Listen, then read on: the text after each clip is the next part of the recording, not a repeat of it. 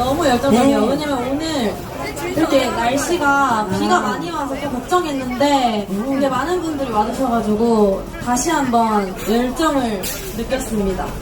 真的感觉到大家的热情，而且今天天气其实不太好，所以本来有点担心怕大家没有办法赶过来，但是再一次的看到现场，大家又感受到你们的热情。哇，是不是要给一个就是热情的掌声？如果拿着手机的来点尖叫声送给小安好不好？真